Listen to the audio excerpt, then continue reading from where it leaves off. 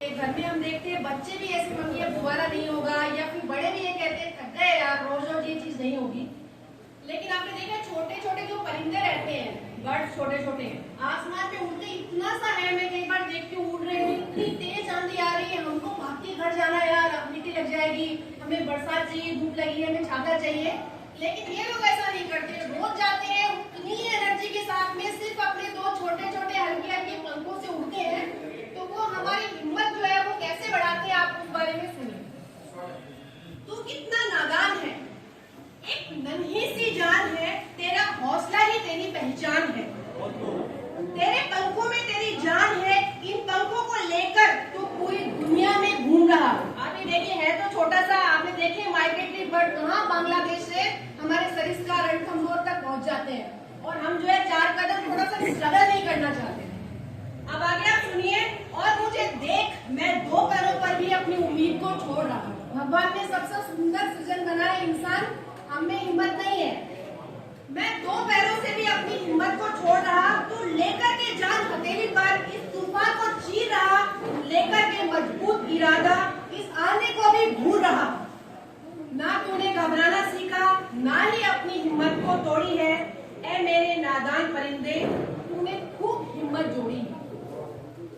तू मुझे देख, मैं इतना ताकतवर कहलाता हूँ।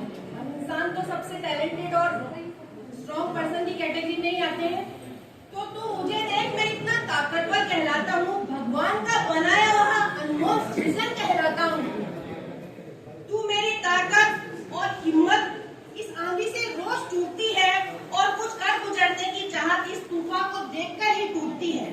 न जाने इस तूफान को देख कर के मैं क्यों कमजोर पड़ जाता हूँ, होकर के यूं इतना अधीर अपनी हिम्मत को खो जाता हूँ।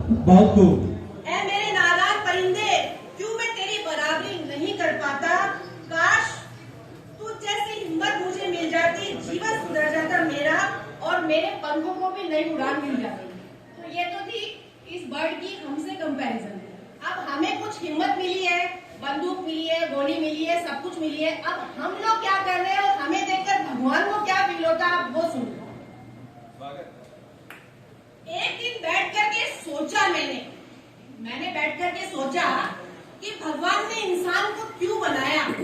सोच रहा था वो भी ऐसा कि सबसे सुंदर सृजन है मेरा, मानो तो सबसे सुंदर सृजन है, कितना सोच समझ के भगवान ने इसको बनाया होगा।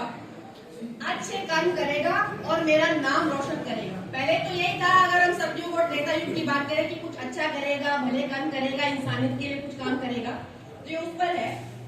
इंसान ने इंसान को सताया, धरती पर आकर के इसका बोझ बढ़ाया, ईश्वर का सर झुकाया, इंसान अपनी करतूतों से बाल लाया, कर्म के नाम पर लड़ने लगा है, धर्म के नाम पर छलने लगा है। हम यही सब तो कर रहे हैं।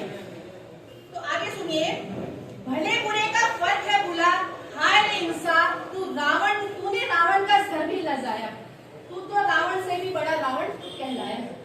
बदनाम जानवर को करके सबसे बड़ा जानवर बना, तू अपनी करतूतों से खुद ही अपने पाप का भागी बना। समाज को गलत रास्ते पर ले जाता है और अपने आप को इंसान कहलाता है। हाय रे इंसान, तूने तो भगवान का भी सर झुकाया है, तुझे तो इंसान ने बुद्धिजीवी बनाया। तूने पहाड़ को तोड़ करके उसमें से भी रास्ता बनाया था, नदियों का भी रुख मोड़ करके तूने अपनी बुद्धि पर चांद तक भी अपने आप को पहुंचाया था।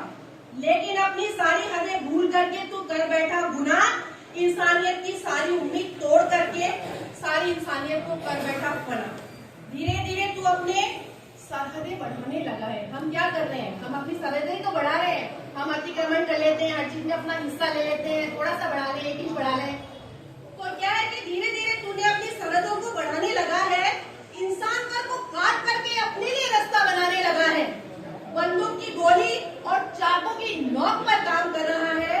अरे इंसान, तू तो इंसानियत को भी घायल कर रहा है, बम के धमाके एवं बंदूक की गोलियों की बौछार कर रहा, अपनी ही जमीन को तू खून से लाल कर रहा, इंसान को पिंजरे में कैद करके अपने लिए उड़ा बया कर रहा है। अरे इंसान, तू तो इंसानियत को भी घायल कर रहा है, अपनी बेखुदी भी इतना मतवाला है कि अपने आप में इतना मदहोश है कि अपनी गलत करतूत को भी ताली बजा रहा और इंसान को भी घायल कर रहा। Thank you.